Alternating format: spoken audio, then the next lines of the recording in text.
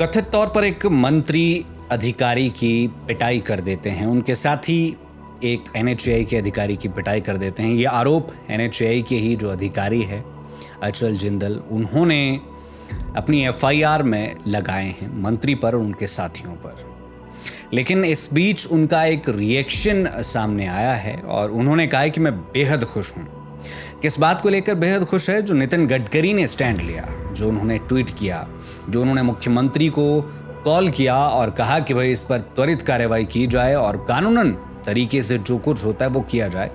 तो उस बात से लेकर अचल जी बेहद खुश है कि उन्हें खुशी हुई कि जिसके लिए वो काम करते हैं वो उनके लिए इतना बड़ा स्टैंड लेते हैं। और उन्होंने कहा कि अब वो दिल्ली जाएंगे, अपने घर वालों से मिलेंगे और सारी चीज़ें। आपकी जानकारी के लिए बता दें कि अचल जिंदल जो है वो शिमला के चक्कर में रहते हैं अपनी बीवी और बच्ची के साथ। कुछ साल पहले उनकी शादी हुई थी। खैर, ये पिटाई वाला मामला सामने आया और ये पूरा प्रकरण क्या हुआ, यदि आपको मालूम नहीं तो आपको बता देते हैं कि भट्टा कुफर में 5 मंजिला जो इमारत थी वो ढह गई। लोगों का कहना है कि एनएचएआई को बार बार ये बताया गया कि भाई आप इस पर संज्ञान लीजिए, देखिए ये क्या हो रहा है, लेकिन एनएचएआई के कान पर जूं तक नहीं रहेंगी। ऐसे में जिस दिन ये पूरा कांड हो गया, पूरा घर ढह गया, 5-7 घरों को और खतरा बढ़ गया, उस दिन पर मंत्री अनिरुद्ध और एसडीएम और अन्य ऑफिसर्स वहाँ पर पहुँचे। एनएचएआई के अधिकारियों को भी वहाँ पर बुलाया। मंत्री अनिरुद्ध काफ़ी उस दिन जो है वो भावुक भी हम कह सकते हैं और गुस्से में भी थे। उन्होंने सबके सामने ये भी कह दिया था कि जब तुम्हारे बच्चे गलेंगे तब पता चला तुम्हें चलेगा कि अल्टीमेटली क्या दुख होता है।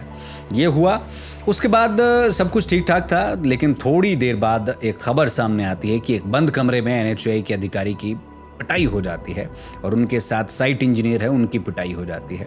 और यहाँ ये भी आरोप लगते हैं कि घड़ा उनके सिर पर फोड़ दिया जाता है। और ये आरोप लगते हैं अनिरुद्ध सिंह मंत्री पर और साथ ही में जो पंचायती राज मंत्री है और उनके साथियों पर, कि उन सभी ने मिलकर एक बंद कमरे में ये पूरा कांड को अंजाम दिया। ये सारी चीज़ें हुई, एफआईआर हुई, उन्हें अस्पताल ले जाया गया और इलाज वगैरह करवाया गया। उतने को फिर इस बात ने तुल पकड़ लिया, फिर ये बात नितिन गडकरी तक भी पहुंची। एनएचएआई के चेयरमैन ने भी चीफ सेक्रेटरी को खत लिखा और उसमें कहा कि ये बिल्कुल ठीक नहीं, इससे मनोबल टूटता है, कामों पर प्रभाव पड़ेगा जो एनएचएआई के काम हैं, और कानूनन कार्रवाई इस पर की जाए जो यहाँ पर बनती है, जिस भी तरीके से बनती है। और नितिन गडकरी ने भी सेम एज इट इज़ बातें जो है वो सीएम सुक्खू को कही और सीएम सुक्खू ने भी उसके रिप्लाई में कहा कि जो कानूनन तौर पर बनेगा वो करेंगे। एफआईआर हुई और एफआईआर होने के बाद उस दिन मंत्री का कोई भी बयान सामने नहीं आया।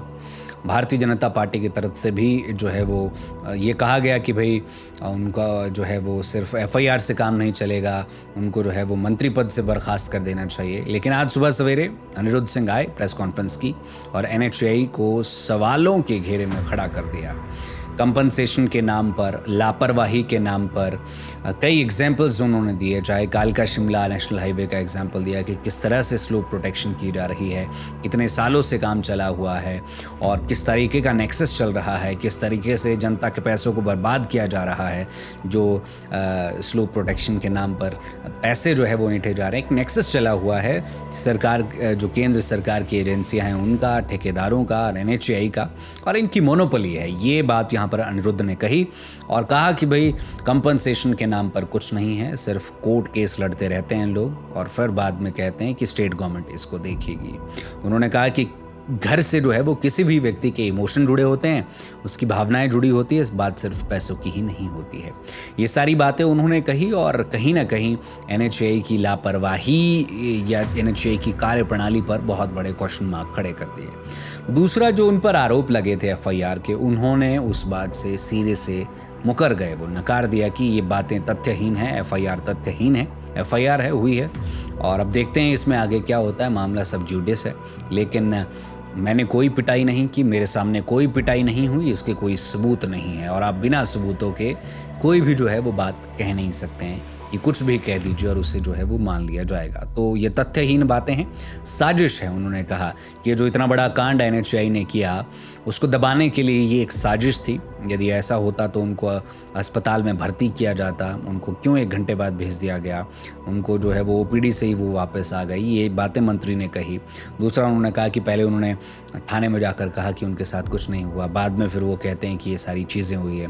केंद्रीय मंत्री को भी उन्होंने आड़े हाथों लिया, नितिन गडकरी के। उन्होंने कहा कि एसी के कमरे में बैठकर इस तरीके की बातें करना ठीक है, सभी कर लेते हैं और ये सभी पॉलिटिशियंस का बनता भी है शायद कि यदि इस तरह की रिपोर्ट जाए, लेकिन वो पर्सनली जा कर के उनसे बातचीत करेंगे कि भाई क्या स्थिति थी और क्या कुछ पूरी चीज़ें थी। एनएचएआई के जो कर्मचारी है, अधिकारी है, वो स्टेट गवर्नमेंट के कंट्रोल में नहीं है, उस पर कोई जोर नहीं चलता, ये बात भी उनके द्वारा कही गई। लेकिन इस बीच ये बात ज़रूर सामने आई कि अब जो अचल जिंदल और उनके जो एक साथी थे साइट इंजीनियर, उनके लिए स्टैंड नितिन गडकरी ने लिया और वो इस बात से बेहद खुश है। इंडियन एक्सप्रेस को दिए इंटरव्यू में उन्होंने इस बात का जिक्र किया। तो ये एक लेटेस्ट सिनेरियो, या हम कह सकते हैं कि लेटेस्ट कांड हिमाचल प्रदेश में चल रहा है और प्रदेश की कांग्रेस सरकार आए दिन किसी न किसी कंट्रोवर्सीज में फंसी रहती है, कभी टॉयलेट टैक्स, कभी कोई, कभी मुर्गा, एंड अब ये यहाँ पर इंसिडेंट सामने आया है। अब इससे कब बाहर निकलती है देखने वाली बात होगी।